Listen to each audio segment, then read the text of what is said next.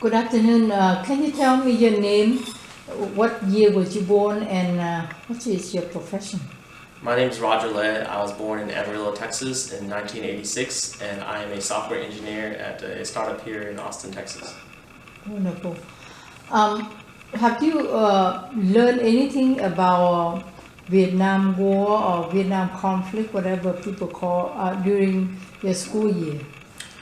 Well, I was first exposed to it in movies and my American history textbook, but I only got a small dose of it because they focused more on World War II, and I only saw maybe a paragraph about the Vietnam War. But anything else, I saw or heard bits and pieces from my parents or grandparents or other relatives who told me about their experiences. But it's very fragmented, and I never got the complete picture. What are your parents doing right now? Can you share a little bit about their background? My dad, he came over from Vietnam in 1981. He was a boat person and went to the Philippines, and they came to America, to Oklahoma first. And my dad, he studied at University of Texas at Arlington for his bachelor's in science in electrical engineering, and then he got his master's, and he's still working to this day. And my mom, she has some college experience as well, but she didn't graduate, but she works as a seamstress, and she sews curtains and whatnot.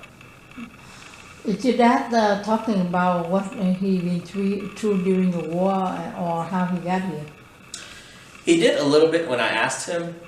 He did tell me my grandpa actually had him avoid the draft by changing his birth certificate with my uncle who was deceased, so that he wouldn't have to be in the army like my grandfather.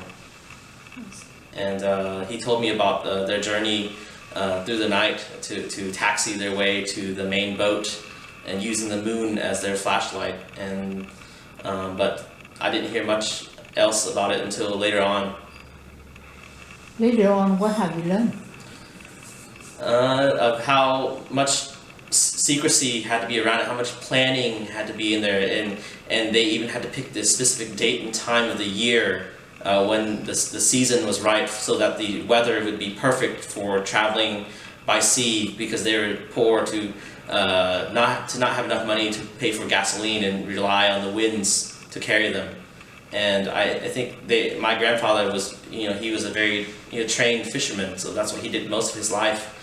And so I didn't realize that all my relatives had to pull in money from Saigon and different cities and get people to help build the ship, and that's how they were able to buy their passage on the ship, and building secret compartments to hold food that will last them just a week to get to the Philippines, and using the stars because they could not afford a compass, and having no weapons to defend themselves, and just having faith in God to carry them where they needed to go.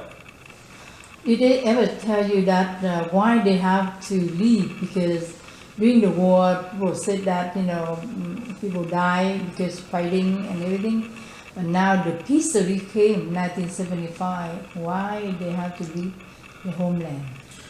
Well, from what my great uncle told me, which is a cousin of my grandfather, he told me that they were treated as second-class citizens, and that they were denied access to even basic things such as education or employment, and that he would rather die or try to escape and die than to live in the country, because he'd already be dead. That was his mentality. During the trip, have you heard anything from your dad about both people in the camp or trip? Anybody die or anything tragic happen? Well, luckily no one died on their trip, but I believe they had a big storm where they thought they were going to die, and it was fortunate that they landed at a camp. And they told me that they stayed at a camp in the Philippines, I think it was Palawan, that they only had meat to eat, but they wanted vegetable, but they couldn't have it. And then they learned English there, but nothing unfortunate happened there. So I'm very blessed to have that happen to my family. That they have safe voyage, where that was not the that was not what happened to the majority of people who left by boat. Do you think that our textbook in school that need to be improved because we Vietnamese American, but the war that American involved for a long time should be told better, or it should be tell the truth that people can learn.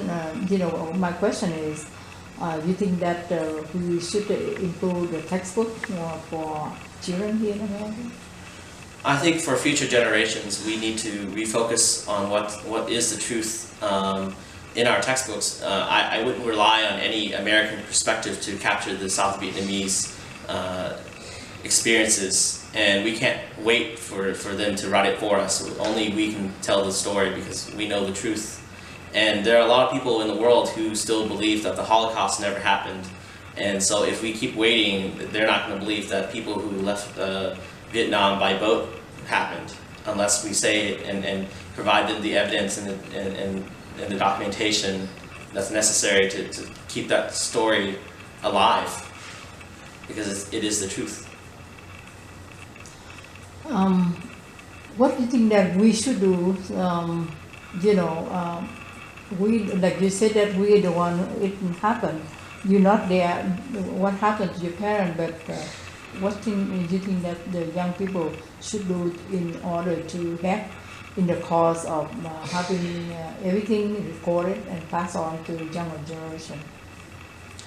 I think talking to their elders and their family is a good start, and just recording or starting something small, just as keeping track of the family tree, or recording what great grandma, great grandpa are saying, because they're not going to be here forever, and their days may be numbered. Who knows if they're going to be here 5 years, 10 years from now? And each and every day we wait, we're losing another snippet of history, just day by day. And eventually, all we have is just each other, and that is not enough to keep our stories alive just by an oral history. Because if I remember correctly, in Vietnam, the language was stories were only passed down via oral, and a written language was not created until much later. And so we need to write it down so that we will remember it for thousands of years from now. I'm curious that among the matter of why you here and what happened during the war, that sort of thing come up how often? I mean, you guys talk about this subject any or openly or what? I think it's a curiosity. I think that being someone who's younger, usually we talk about the activities that we're going to during the day, which is very, very high level, and it's more about having fun. And when you think about it, over the course of 5 years, 10 years, things that are just fun. There's no point to it. Whereas why you're here, you will never get a complete answer to that. Depending on who you ask, you'll get a different answer. But to know who you are, to have a future, you need to know your past, and you need to know where you are in the present. Just much like where you are on a map, to get to where you want to go, you need to know where have you been. Okay, do you want to say anything that I didn't ask yet? Can you share? I would say that I wish that the older generation, some of them have been holding back on telling the story about their experiences in Vietnam, because it is a very dark time for them. And I think that it can be somewhat selfish if they keep it all within themselves because of the painful memories. And they're withholding from their children knowing what the truth is. And because these American textbooks, I didn't really know what bias was until I saw discrepancies between what my parents told me and what the American textbooks were saying. And really the authors have their own agenda, and everyone else has an agenda, and you have to be your own judge to decipher what is true and what is not, and look at multiple sources. And so a primary source would be one of the old people in the older generation of the Vietnamese community, and there is a barrier in language, but this is something that we all have in common.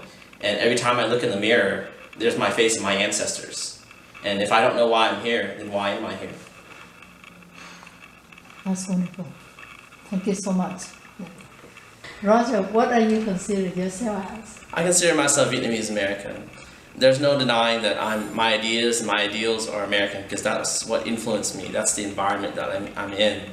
And I can't forget that I'm Vietnamese. Every time I look in the mirror, every day, I look at, I see my ancestors in myself, and I want to make them proud.